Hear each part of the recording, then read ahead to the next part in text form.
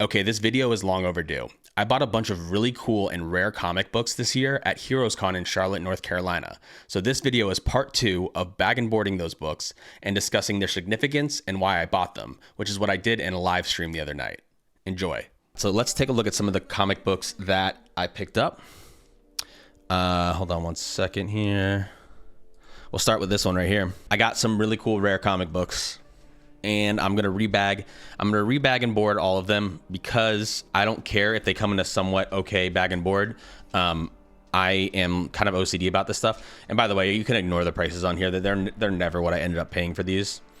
But I'm super particular about the bags and boards I use for my comic books. This is very similar to the bags and boards I use, but I like Mylar bags for rare books. Mylar bags. Which this is actually. So this is actually a good example of what I do like. But I even if it's the same as what I would normally put mine in, I put mine in a fresh bag and board every time I get a new comic.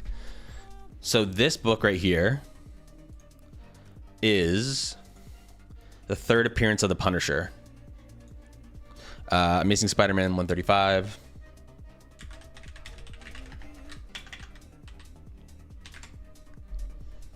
Yeah, third appearance of the Punisher.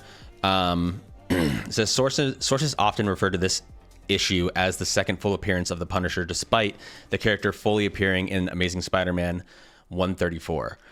Yeah, there's always this like there's always this back and forth with people over whether or not something is just a cameo appearance or a first appearance. But I think this one is widely considered to be the third appearance. So there he is. Do I have a second appearance? I can't remember. But I definitely don't have the first appearance now. Let me grab some bag and boards. And I think I did. I think I bought this for less than $25, but it was probably close to that. So, you know, when it comes to key comic books, I'll just say this like at the beginning of my stream because I need to clarify the way, you know, kind of the way I collect. I like getting key issues in my collection, and as long as they look good enough to like be able to put it on a shelf and it look good and it's not missing a huge chunk of the cover and it's not missing, you know, it doesn't have any major defects like a color breaking, you know, crease right down the middle. I'm happy with that, and I just want to get these books in my collection. Let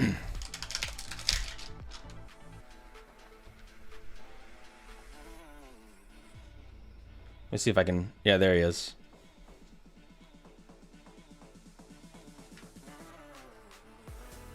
I actually haven't read this. I think this is John Romita Sr.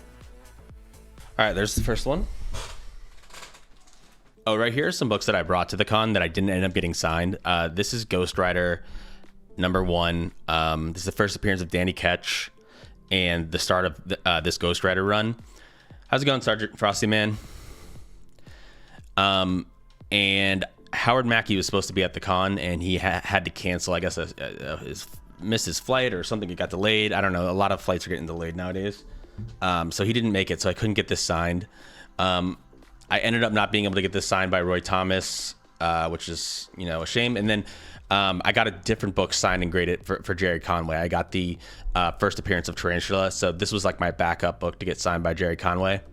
And I just didn't end up needing it to get signed. And then I was going to have this signed by the artist, Daryl Banks, but I got 4 other books signed by him, which was actually great, and I'm going to show those in a second. This is the book that I got from the Comics Curing Cancer booth. So this is a really great charity that these guys do, and it's an official partner of the I think it's called American Cancer Society or something like that. And it's a really great cause, and obviously, you know, I've had, you know, that's touched my family very closely recently, and I was super happy to support. And I'm going to make a video talking about the Comics Curing Cancer stuff. I'm going to make a short about it this weekend and go into more in depth about it. But this is great, and this is one of the comics that you could buy that the proceeds went to the charity. So this is really cool. I'm actually not going to rebag and board that one. All right, what else we got here? Oh, yeah. Okay, this is cool. All right, so these are all in order and signed. Here, let's put them in order. This is Green Lantern 48, signed by Daryl Banks. This is the first cameo appearance of Kyle Rayner. Actually, let me double check this before I make all these claims, because I don't remember exactly what the keys are.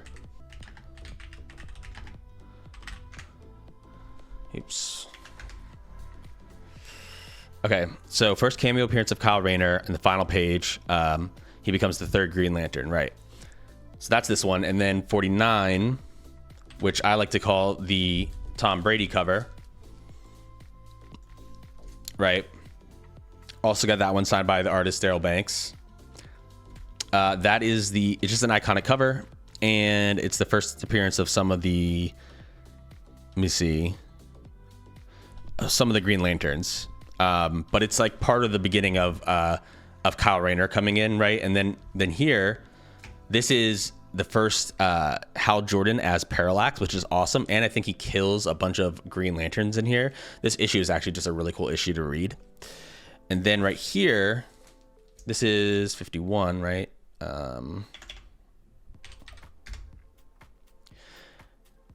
This is the first cover appearance of Kyle Rayner. Actually, was 50? Oh, right. Okay, this is the first full appearance of Kyle Rayner, and it is the first appearance of Hal Jordan as Parallax. It's the death of Kilowog, death of Sinestro. Kyle Rayner becomes the new Green Lantern, and it's a glow-in-the-dark cover, which is kind of cool. To me, like, the most important thing about this is that it's the first appearance of Kyle Rayner. The second most important thing to me is that it is the first appearance of Hal Jordan as Parallax, and that's, you know, kind of significant. It even comes into play in Jeff Johns' run way later, where they go into the origin, you know, where Parallax came from and how he was locked in the Green Lantern power battery and everything else like that. And so that has big implications. And then this one right here, like I said, this is the first cover of Kyle Rayner as Green Lantern. So yeah, I got all these books signed by Daryl Banks. He's a really cool guy. I talked to him about this run a little bit, and I actually mentioned to him the refrigerator scene where Kyle Rayner, you know, spoiler if you haven't read the origin of Kyle Rayner, but basically, like, a villain comes and unalives his girlfriend and puts her in a fridge, and the Comics Code Authority made Daryl Banks cover her inside of the fridge with the fridge door. And because of that, people thought she was dismembered, which made it seem more violent than it would have been if he had left it open and just showed her kind of like, you know, shoved in there. And I just thought that was an interesting story. And it's one of the things I love about going to the con and actually talking to the creators of these comic books. I think it's pretty cool to, you know, to learn things like that and just, like, you know, to pick these guys' brains about interesting things about the comics that they've worked on. So yeah, let's rebag and board these real quick. These are all modern, so I just need modern bags and boards. So I read this, I read these issues in the Kyle Rayner Rising Compendium. So if you actually want to read this content in a collected edition, I recommend that compendium. It was really good. And I you know, I don't like to collect characters until I've actually read something about them in the comics. And Kyle Rayner was one of those Green Lanterns where I knew of Kyle Rayner and I knew about him, you know, just from reading later comics, more modern stuff. And I never really collected anything related to Kyle Rayner because I feel like it's disingenuous to collect comics around a character just because other people like that character and other people think it's a cool character. I think you should find your own connection with the character before you start spending a bunch of money on comics related to that character. And so after I read that, I just love the Tom Brady cover. Of course, I just call it. That's not like official or anything. After I read the Kyle Rayner compendium, I was like, you know what? This character is really cool. I like the origin. I like the fact that he's an artist, so that helps him make constructs. I love the art from around that time because I you know, I grew up in the 90s, and the first comic books I ever read were in the 90s. Probably stuff that Daryl Banks worked on, actually. One of the first comic books I ever read was a Green Lantern book. It actually may have been the first one I ever read. It was actually a crossover. It was Green Lantern and Silver Surfer. And I always think it's funny that the first comic book I ever read happened to be a crossover between Marvel and DC. I have that somewhere in one of these boxes. And so, you know, 90s Green Lantern is like really nostalgic for me. I really love, and all these covers are so. Daryl Banks is a really, really good artist. I hope the guys that did art in the 90s eventually get more like recognition, like the guys from the Silver Age do, and the Bronze Age even. You know, like I hope one day everyone's like, and I'm just using Daryl Banks as an example. But I hope one day people are like, oh, wow, yeah, I just love collecting, you know, Daryl Banks covers and blah, blah, blah, blah. Like, I guess Daryl Banks hasn't done that much more work in comics afterwards, but, like, maybe there'll be that, like that with, like, Daniel Warren Johnson or something like that, some of these newer guys. But I just feel like there's a lot of good artists in the 90s, and they don't get that much recognition. Oh, wow, I didn't realize till I took this out of the bag and board, but this is actually like textured. I don't know if it's going to show up on camera. Oh, you can see it a little bit like that, which is pretty cool. And I guess that's what makes it glow in the dark. Oh, I got to look at this thing at night because I'm blasting it with light right now. So it'll probably. Oh man, I love this one. I'm definitely going to display this one. Maybe all four of these I'm going to display.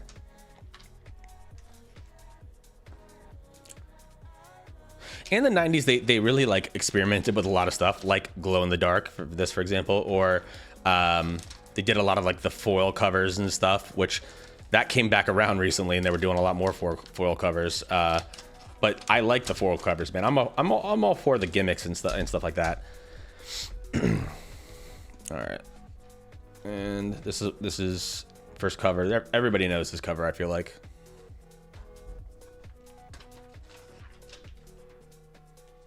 Let me just look at the art in here real quick. Oh yeah, still newsprint at this point. I forgot about that.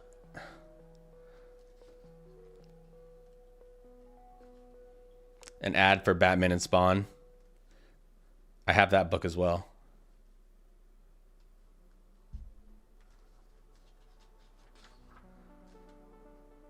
Yeah, the art in here is beautiful.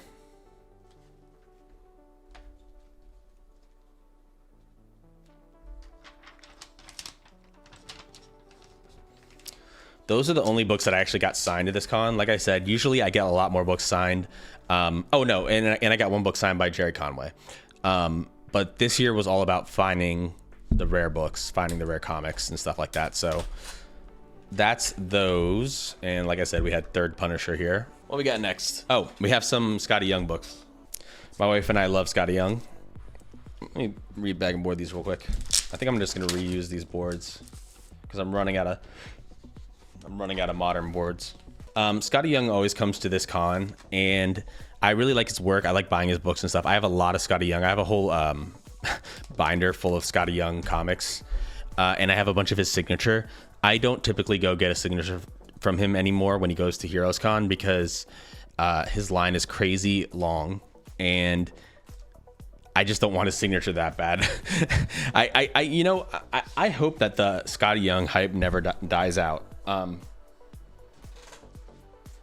a little worried that it might one day. He has a particular type of art, right? Like this style that he does that everybody loves. And I think it's really cool, but I just wonder sometimes if like it's a little bit like, I don't know, gimmicky. Like I wonder if people are eventually going to be like tired of it, you know?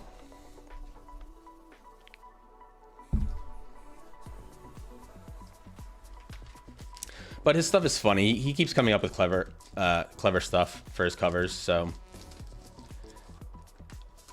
I hope that, I mean, and then I hope his stuff increases in value one day because I have so much Scotty Young in my collection. All right, next book. Oh, this is a big one.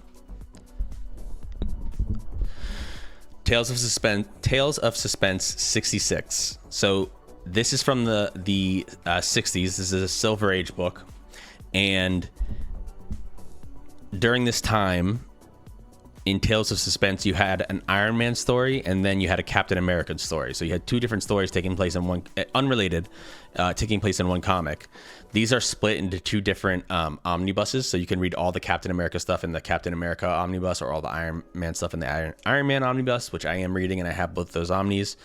This one was a little more expensive. It says $70 here. I'm not sure exactly what I ended up buying it for. And then the seller put in a note here: first appearance of Red Skull in the Silver Age and the origin of the Red Skull. So that's what this is. Let me look it up real quick just to see what the date of this is. Tales of Suspense 66.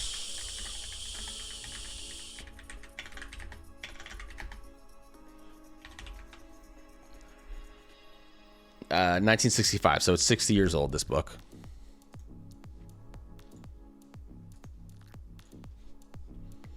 I'm going to turn the music up just a little bit.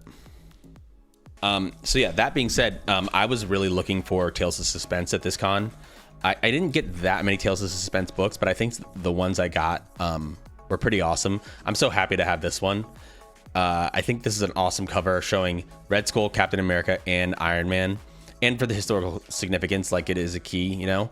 But I think this is a beautiful book. I have to be careful with this when I take it out of the bag and board, because the spine does have a little work on it. But I'm super, super happy with this pickup. And I think, and I think, yeah, it's worth $400 in high grade, this book. So, you know, it's not mine isn't a $400 book, but it could be worth that much. Sometimes I like to know what it's worth in high grade. And sometimes I like to just take a little look in here, because I think the ads and stuff are so funny back at this time. The Silver Age really just has some magic to it, especially for Marvel. And it's so funny because they always put these things in like, oh, cut this out and mail it in. And it's just a shame, like, well, it devalues the book so much. It's like they would never put something like that in a comic book nowadays. But they had no idea that these things were going to be worth so much money. Yeah, I'm really happy about this one. This one I'll probably put up on my wall.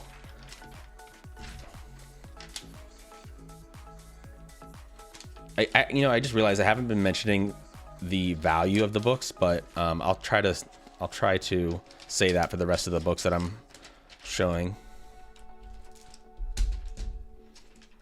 There you are, safe. I'm gonna put all the tape on all of them after the stream. All right, what else we got next? I actually don't remember all these books that I got, so I'm kind of just like pulling them out. Oh, you know what? Let me rearrange this light a little bit. There we go. That's a little better. Now I don't have the reflection as much on the books. It's still there, but it's a little moved back a little bit. All right, next book. So yeah, I don't remember all the books that are in here. So what do we got? Oh, this is awesome. I love like wacky villains and just interesting comic books and stuff. Do you read the comics or just collect them? I read them. I have a really big omnibus collection. So I read comics from all different eras, and omnibuses are collected editions, right? And they're graphic novels that take all these comics and put them together in a big hardcover book. So I've read so many comics, like way more than your average comic collector through my omnibuses. And actually I can show those. I could show my omnibuses real quick right now. You know what? Let's do it. Let's show the omnis real quick. I like to show this off every freaking stream. This will answer your question of, do I read the comics?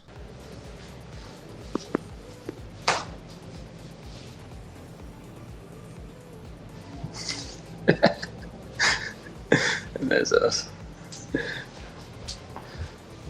So yes, I read comics. Anyway, going back to this. Okay. I love wacky villains, and I just love wacky stuff in general in comic books. Spider-Man 130. And this is like ultimate wackiness in comics, especially from like the Silver Age. This is the debut of the Spider-Mobile. So there it is right there. It is the most ridiculous thing I've ever seen in a comic book. Why does Spider-Man need a car? He can swing everywhere. I guess if he goes out to the country, you know, and there's no trees. I think this thing even like climbs walls and stuff, which again, why would he need a vehicle that could do that? It's absolutely ridiculous, and I'm all here. I'm here for it, man. I love like the Stilt Man, you know, Tarantula. I think is super wacky. Weather Wizard over at DC with Flash. I just love that kind of campy stuff from the Silver Age. Here is the first Spider-Mobile. Let's see if it's in here. Hold on. I don't know what page it's on, but we'll find it real quick. There it is. First Spider-Mobile. Now, this was a little bit short-lived, but I just think this is awesome. This is a book I'm super happy to have in my collection, and it's a book that maybe not that many people care about, but you know what? I don't care. I do. I think it's cool. And this is Hammerhead here. And who's the creative team on this book, actually, I wonder? I think it's John Romita Sr., which I've been loving John Romita Sr. lately. Yep, John Romita Sr. and Jerry Conway. Jerry Conway was at the convention, and John Romita Jr. was at the convention. Thank you. Thank you. RCT Pool. And the colors on this book, ooh, almost just creased my book there. The colors are really great. Actually, I mean, honestly, this is high grade for this book, I would say. I mean, it says it's only worth like $55. But I think this one is in that category. It has a crease there. So maybe not. I don't know. I don't think it's mid-grade though.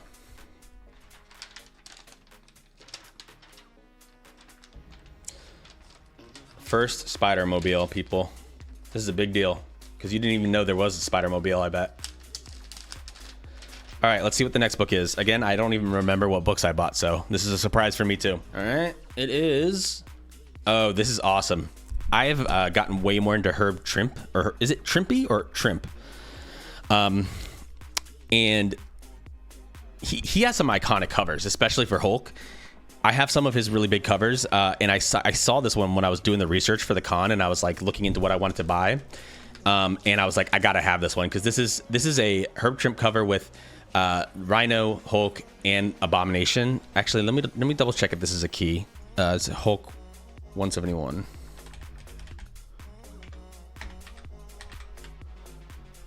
Yeah, Battle of Hulk versus Abomination and Rhino. So it's a key just because of that, and because it's got this awesome cover.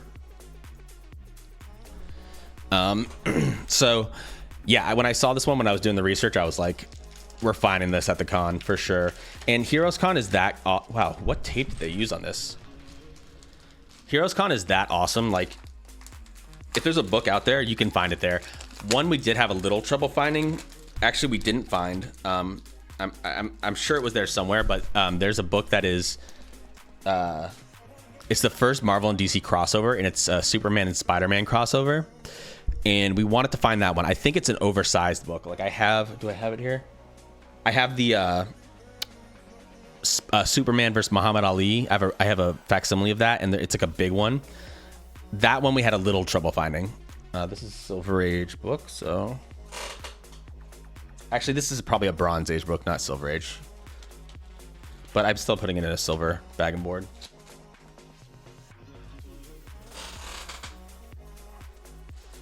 Actually, when is this book from? This is 1974. I really hope, you know, the Bronze Age, I think is definitely on the come up right now. The thing is, like, there aren't that many people that are big fans of DC in the Bronze Age. I like DC in the Bronze Age, and I like Marvel, but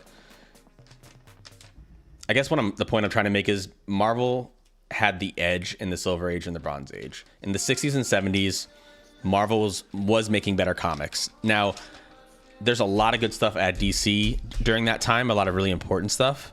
But DC had to do this big thing where they, you know, reorganized all of their universes because it was so disjointed, and they had characters from Earth 1 and Earth 2. They had multiple versions of Superman, and it was just so hard to keep track of that they did this event, and I have mine is signed by George Perez, and they consolidated all of their universes down to one, and they gave us a more consistent continuity. And this is where DC gets really, really good, I think. And DC's had a lot of great books since this, but they had good stuff in the 60s and 70s as well. I just think that Marvel had the edge. I mean, Chris Claremont's X-Men started in the 70s, and that is one of the best runs of all time.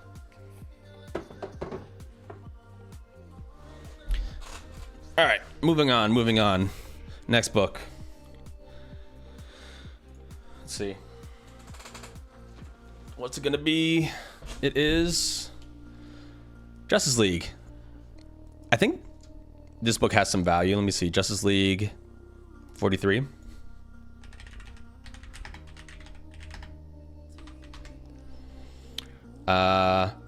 This is a $180 book in high grade. Of course, mine is not high grade.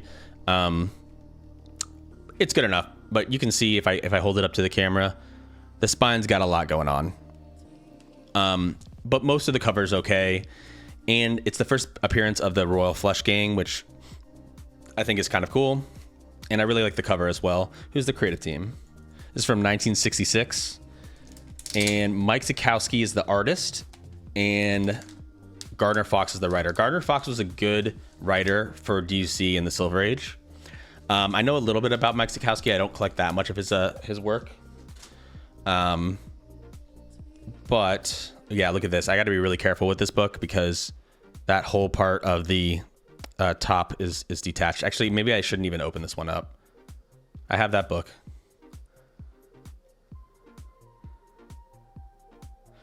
Yeah. All right, let's get this in a bag and board. Safe.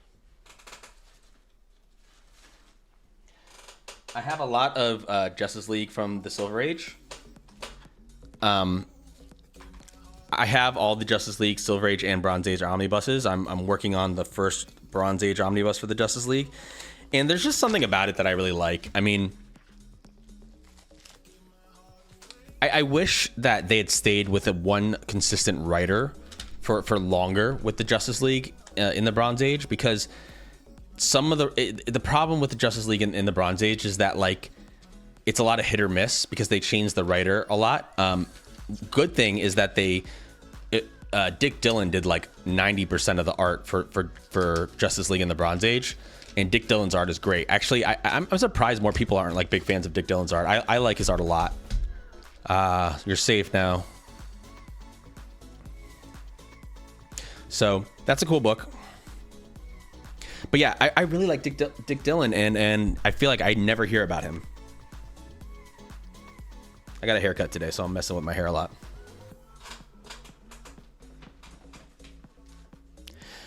This book's older than you. Yeah, 1966. It's a lot older than me, too. Ooh, this next one. Yeah, these books are, I mean, I was born in 91. So these books are almost, 30 years older than me. And I'm still a fan of them. This is one of my favorite pickups of the entire con. This is X-Men 16. I'm going to look this up so I don't mess this up. X-Men 16. It is the third appearance of the Sentinels. What I really love is that you have the master mold on the front cover. And this is Jack Kirby, Stan Lee. And it's only issue 16. This is the 16th issue ever of X-Men. And I think this cover is so cool with all the original X-Men. Beast is still in his normal human-looking form. You got Angel, you got Jean Grey, Iceman, and Cyclops there. Almost forgot Cyclops' name. But this book is so good, cool, and it's yellow and it's beautiful, and this is in high grade. This book is worth $650. Now, I have to say this every time I say the price. Mine's not high grade, but mine's not too bad. And I think I got this for a really good price. Look, the spine looks pretty good. The colors are great. It's got a little bit of discoloration here on this side, but I don't know why this has a $1 sticker on it, by the way. Oh, maybe that's $100. Yeah, $100. I don't remember if that's what I got this for. But I remember being super happy about what the price that I got this for. There's a little bit going on there at the bottom. Yeah, that's one of my favorite pickups of the whole con. By the way, in the first video when I was doing this, we talked about this book right here. This book is like a, $2.2K book, $2,200 book in high grade. Mine's not in high grade, and it is missing something from the interior, but I got this dope book in my collection, which is pretty awesome.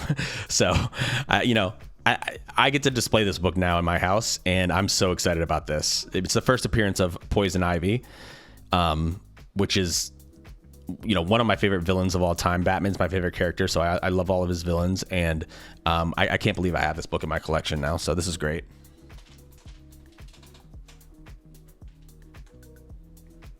All right, let's get this guy in a bag and board. Actually, let's take a quick look at some beautiful Jack Kirby art.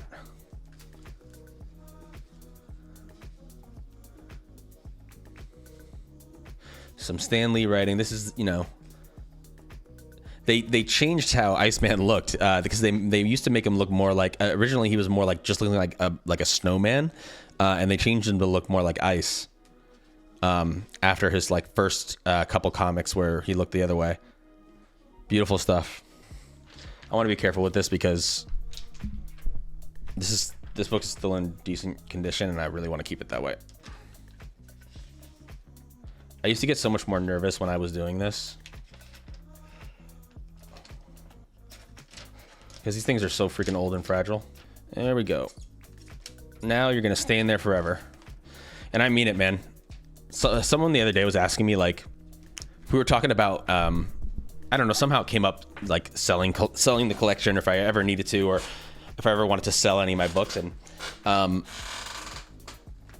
the only reason I would ever sell any of my comics is to upgrade to another comic that I want.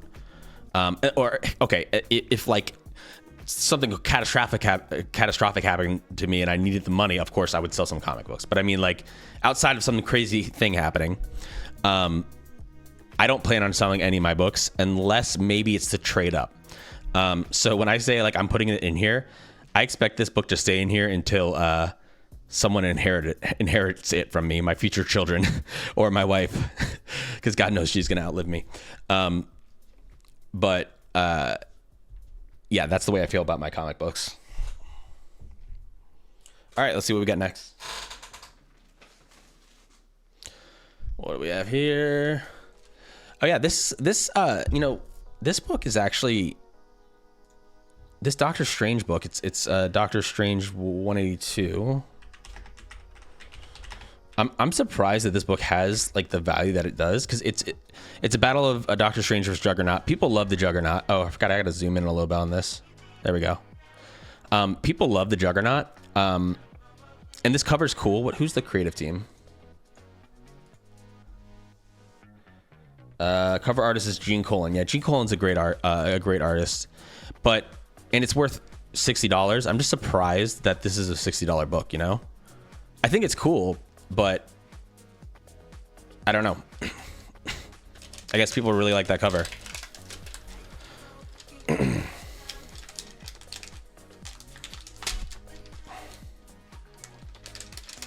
Whenever I take this tape off, I always make sure to stick it back onto itself so that I can't stick the book when I'm taking it out. I think this is a modern. No, I need silver.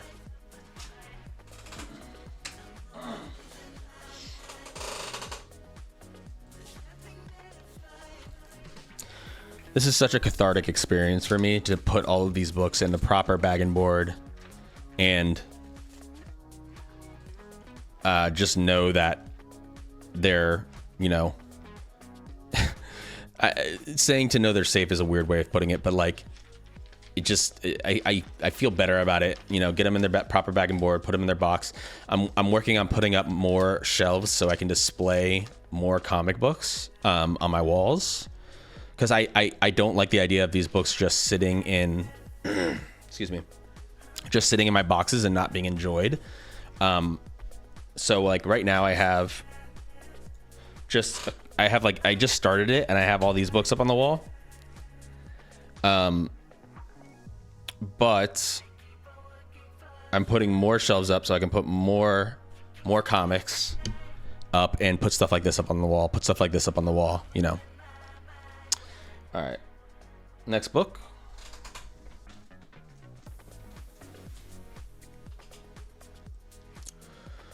I don't remember what the key on this one is. It's Thor 193. Thor 193. Battle of Thor and Silver Surfer. It's from 1971. It's $140 in high grade. And it's John Buscema and Jerry Conway. Oh, I think I got this because I was thinking about getting it signed by Jerry Conway. But I only got one book signed by him. John Buscema is a great artist, though, and this is a cool cover. And look at this bag and board this is in. Man, to put your books in a bag and board like this, I don't understand why more of the vendors don't do it, because you probably sell more comic books when people are pulling out books and they look like this or like this and in like a proper Mylar bag and board, you know, expensive books. Honestly, I think even me knowing that, like knowing I'm going to put it in a better bag and board, I think when I go to booths and I see the condition of the books and I'm pulling them out, like I think it upsells me, you know, when books are in a good bag and board. So there's Silver Surfer, Thor.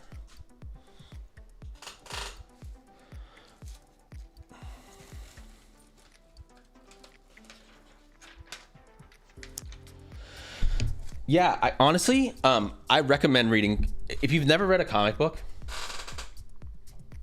I really recommend that go to the comic book stores are everywhere, every city in the entire country, really, and go grab a couple. Like, they come out every Wednesday, right? Go grab a couple, you know, Batman or whatever you're interested in off the shelf at your local comic shop and read them. The modern comics are so good. You know, it takes a while, I think, to develop an appreciation for these old comic books that I'm showing now, like the Silver Age stuff. Because I'm mostly into these books for the historical significance and for what came after them, and also like the early work of some of these really big names in comics. Because the truth of the matter is the writing in comic books has gotten progressively better over the years. You know, I don't know if anyone came along that was a bigger pioneer than Stan Lee or some of these other guys, John Byrne, George Perez, all these guys, or even further back, Gil Kane, whatever. But writing has gotten better and artwork has gotten better. So, you know, and the industry's gotten bigger. So the comic books that are coming out every Wednesday today are really, really good. They're really good material. It's like reading a novel almost. And the illustrations are really good. And if you haven't tried it, I highly recommend it. All right. Avengers 127. Let me see. Some of these I don't remember what the key is. Okay, Avengers 127. This is the first appearance of Ultron 7. So this is a pretty cheap book. It's only worth $35 in high grade, but I think I got this for like $1, which is kind of cool. Who's the creative team?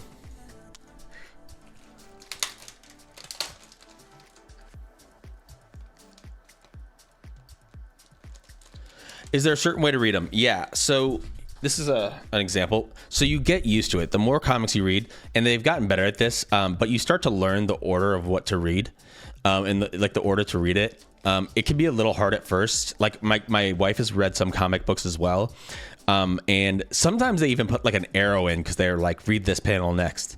But you know, it's just left to right, and it's usually sometimes it goes like down the page and then back up, and sometimes it goes across. But if you look at the dialogue and what's going on, you can kind of keep track of which way it's going. These old comic books were printed on newsprint, by the way. Nowadays, they're not printed on this old crappy paper. You know, this is what like a modern comic looks like. It's there, and this is just a random one I had. But the paper quality, everything's much better.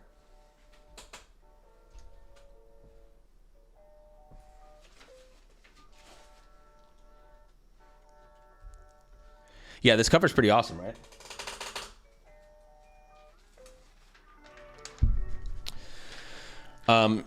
So yeah, this is actually exciting for me because I don't remember all the books that I bought at the con. So as we're going through here and I'm taking these out and like, you know, rebag and boarding them, I'm kind of like getting excited about the stuff that I bought. My budget this year was half of what it was last year, and I think I got better books. All right, let's see what the next one is. Oh, this is cool. It's a full cover. I think I got this one really cheap as well. Spectacular Spider-Man 200. So it's a milestone issue, and it's a foil cover, and it's got Spider-Man going at it with the Green Goblin. This is probably 90s because they did a lot of this stuff. It's Sal Buscema's the artist. Cool book. I gotta put this in a modern bag and board.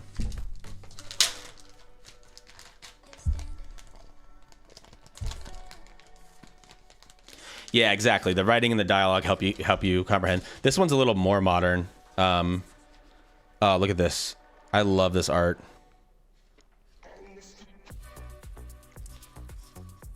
Oh, look at oh my god, they're revealing who they are to each other. I didn't even know what's going on in this comic book. I haven't read this far into Spider-Man yet. I've read more modern Spider-Man runs, but I haven't read this part of Spider-Man, so I actually don't have context for what's happening in this book. Wow, that art is beautiful in there. This is modern, so I need a modern bag and board.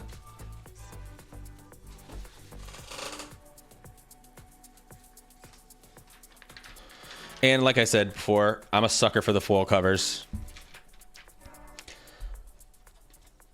I actually have a binder. I actually have some of my comic books, the more modern stuff, in a comic book binder, and I have a whole binder. There were like half of the books in there are foil covers, Venom and stuff like that. All right, what do we got next?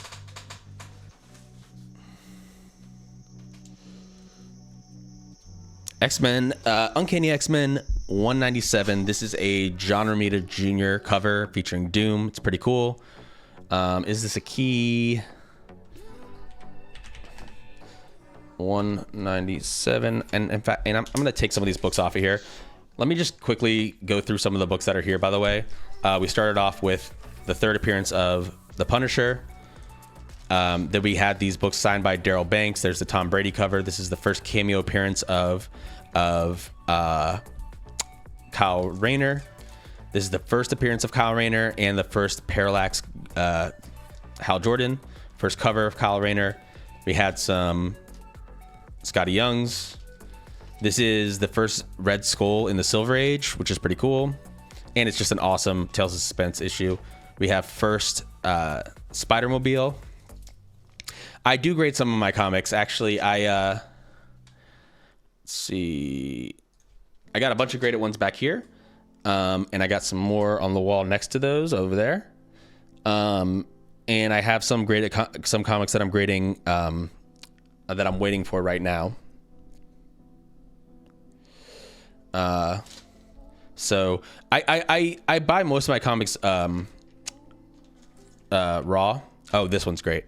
Anyway, that's the stuff that we've gone through already. So let's keep going in these books.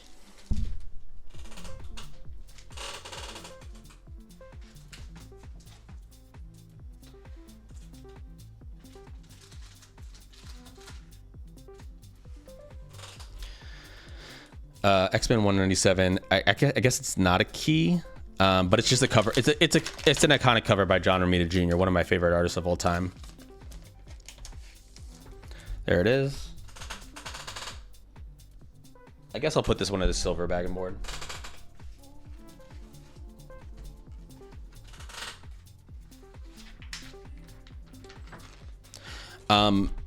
This is part of Chris Claremont's X-Men, which, you know, I would argue is in the conversation for best comic book run of all time. It's definitely in like it's in the top 5, maybe it's even in the top 3. I don't know. Its influence on comic books and its importance and the art and the storytelling and everything else. I think it's that awesome.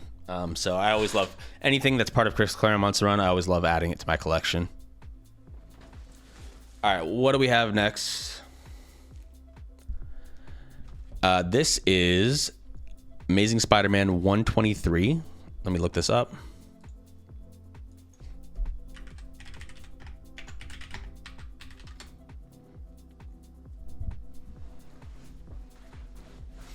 Yeah, this one with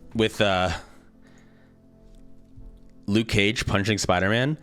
When I was like researching books to buy for the con, I came across this cover and I was like, and this is John Romita Sr., one of my favorite all-time artists, and I was like, man, I gotta have this just for the cover. I didn't even care if it's a key, but it is. It's $125 in high grade. This book, which mine is not high grade, but it's actually, mine's in pretty good condition. It's the funeral of Gwen Stacy. It's a battle of Spider-Man and Luke Cage, and Luke Cage references DC. He says, "We ain't all rich playboys like Bruce Wayne." So that's pretty cool.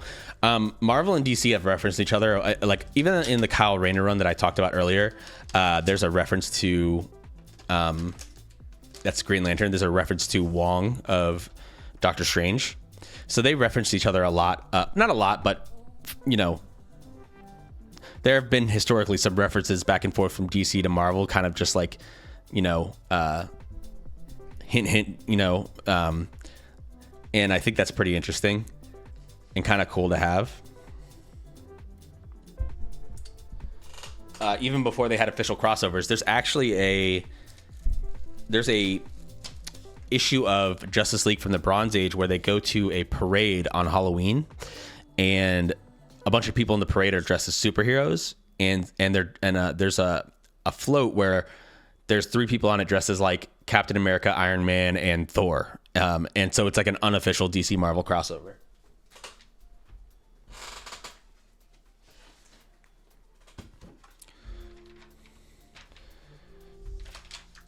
Now, who would win in a battle between Luke Cage and Spider-Man? I got to give it to Spidey.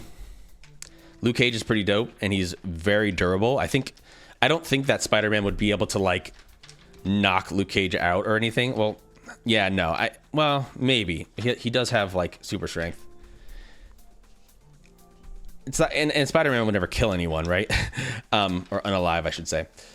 But I still give the edge to Spider-Man just because his power set is just better. All right, what's the next book?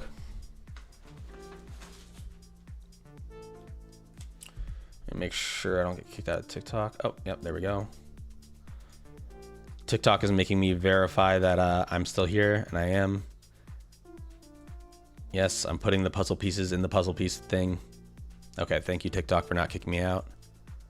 I'm not really sure why it does that.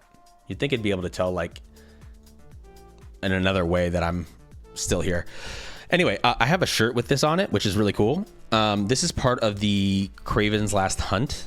So this is Spider-Man, which is a really famous run. 32.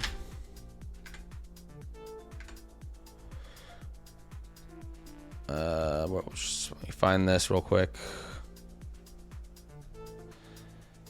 Yeah, and it's an iconic cover art by Mike Zeck, and it's part 4 of Kraven's Last Hunt, and this is just a super well-known cover. I think this is one of Spider-Man's cooler covers. This is only like a $30 book, so this is you know, a cool book to pick up. That's like a, you know, he's in his black spider suit, and it's a really cool part of Spider-Man history because everybody loves the Kraven's Last Hunt storyline. And you know, they did not do a good job with Kraven, and I'm sorry if you like that movie. I actually like. I just don't like when they don't stick close to the source material. Is my gripe, because Kraven is a villain.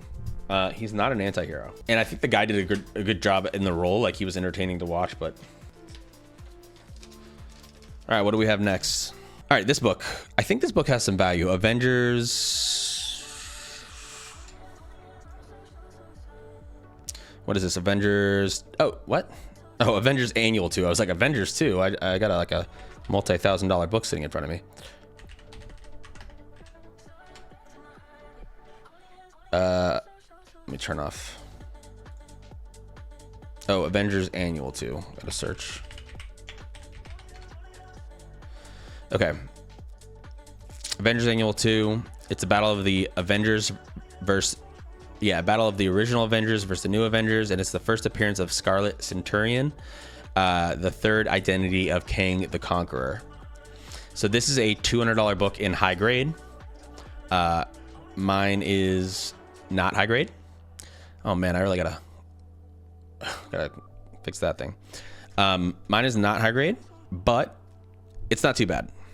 It's that corner, right? I like these black covers when they're like fully intact, and the fact that this has so many characters on it. And I'm sure this is Jack Kirby, and I love Jack Kirby art, so this is just a cool book to have. And I got it for a really good price, based on the condition. How's it going, Scooter? We're looking at some cool comic books I bought at the convention. Oh, wow, this thing is a little rough. This must have had some water damage. Yeah. And this is an annual, so it's really thick. I don't want to open it all the way.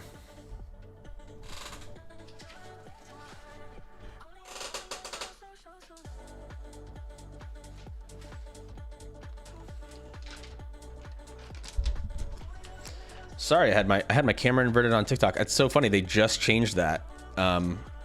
Where you... I don't know why TikTok inverts your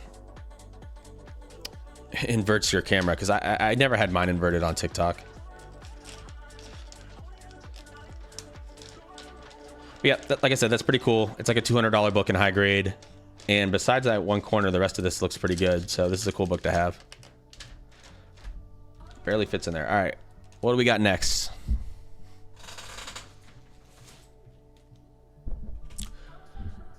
This is a cheap book, but it's really cool. This is actually, what is this? Hold on. Oh, it's John Byrne. This is a Fantastic Four John Byrne cover, and it's got Galactus on it. John Byrne's Fantastic Four run is absolutely amazing. It's my favorite Fantastic Four run. Actually, I've only read the first half, I'll be honest. There's 2 omnibuses for it. I've read Omnibus 1, and it's already my favorite Fantastic Four run. He writes and draws, and does the art. And he's a great writer and a great artist. So that's a really awesome combination. And we're going to see this in the Fantastic Four movie. I mean, this is Galactus going at it with the Avengers, although it'll just be the Fantastic Four, of course, in the movie. But this is what that character that we're going to see in the movie is based on. It's right here, you know? So that's pretty cool. Of course, I believe the first artist to ever draw Galactus was Jack Kirby, I think. But correct me if I'm wrong on that, but I'm pretty sure. No, I'm positive, because I know the first appearance of Galactus, and it was Jack Kirby that drew him. One of Jack Kirby's best designs ever, I think. Getting to the end here. Actually, I may not finish all these tonight in this stream. We've been going for an hour, so I'm maybe wrapping the stream up here soon, and we'll go over the last few books in another video or in the shorts. Let me see what the next book is. Actually, let's pull this stack. Let's just do this. All right, I won't read Bag and Board, but I'm going to show off some of these books. Here is the second appearance of Zatanna, one of my favorite characters of all time for DC. And it's actually, I think this is actually technically her first. I don't think she's on the cover in her first appearance. So this is technically her first cover appearance. That's her in the bottom left corner there. So now, I now have her second and third appearance, and I eventually will like to get that Hawkman issue that is her first appearance, but I just don't have that yet. And that's a bigger budget book, so we'll have to see when I get that. What's some other cool ones in here? I have a bunch of really cool Justice League that I'm going to make videos about. Some of these books have a lot of value. I've got some really cool Jim Aparo Batman, featuring the Joker, which is awesome. I think Jim Aparo is like one of the great Batman artists. Oh man, I have so much Batman here. Here's another famous Batman cover. This one isn't Jim Aparo though. This is what's his name? Is it on here? Oh, Hannigan, Mike Hannigan, I think it is. Really cool cover. Got this right here. What is this? Brave and the Bold 197. Okay, so This is the marriage of Bruce Wayne and Selena Kyle on Earth 2, an alternate reality. And it is, who's the artist? Jim Aparo. So it's just another really cool Jim Aparo cover that I just thought I'd pick up with a scarecrow on it, which is pretty cool. This is either the second or third appearance of Killer Croc, which is awesome. I love this cover too, by the way. This is another it's Ed Hannigan, not Mike Hannigan. Ed Hannigan. This is another Ed Hannigan cover. I want to start collecting more Ed Hannigan because I really like his art. And what else we got here? I got some New Teen Titans, and then this will be the last book I show. This is a really cool New Teen Titans cover with Blackfire and Starfire. So, got some more stuff here, but I'm gonna go over it in another video. Let's pull all this out here. Wow, I forgot about all these books that I bought.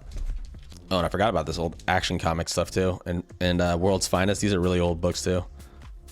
First cameo of Constantine. This is dope. All right, if you came and hang out, thank you so much for watching. I'm gonna probably repost this as like a regular video on YouTube. So if you're watching in the VOD or anything, leave me a comment. Let me know what you want to talk about. If you have questions about comic books, I love answering questions about comics if I can. And I'd really appreciate it if you like the video and subscribe. Thanks.